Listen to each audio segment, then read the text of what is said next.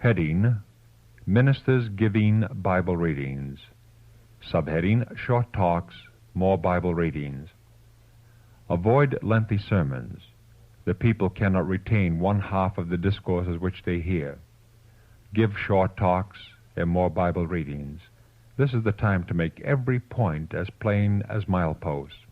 Letter 102A, 1897. Subheading: Not to be shifted to helpers. We must embrace every opportunity to put forth personal labor. The personal labor must be done, even if there has to be less preaching done. This part of the pastoral work is not to be neglected or shifted upon your wives or some other person. You must educate and train yourselves to visit every family that you can possibly get access to. The results of this work will testify that it is the most profitable work a gospel minister can do. If he neglects this work, the visiting of the people in their homes, he is an unfaithful shepherd, and the rebuke of God is upon him. His work is not half done. If he had given personal labor, there would have been a large work done and many souls gathered. No excuse will God accept for thus neglecting the most essential part of the ministry, which is the proper binding off of the work and binding the messenger bearing the truth up with the flock, the sheep, and the lambs of the Lord's pasture. The Lord himself makes the human instrument a channel of light to the people through his personal efforts in identifying himself with the people for whom he is laboring. The weak of the flock need strengthening at the right time. Words spoken that will comfort, strengthen, and establish them, that will become rooted, grounded, and established in the faith. This is the way and means God has ordained to meet the people where they are. I recognize in the places where I have thus far labored, the very places which have been lost to the cause of God, because the messengers who have brought to them the truth have not ministered, because it was not pleasant business to engage in this work. Letter 18, 1893. Subheading: Work cannot be done by proxy. By personal labor, reach the people where they are. Become acquainted with them. This work cannot be done by proxy. Money loaned or given cannot accomplish it. Sermons from the pulpit cannot do it.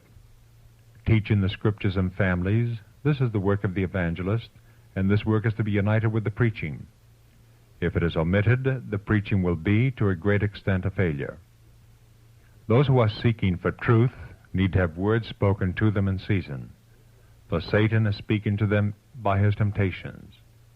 If you meet with repulse when trying to help souls, heed it not.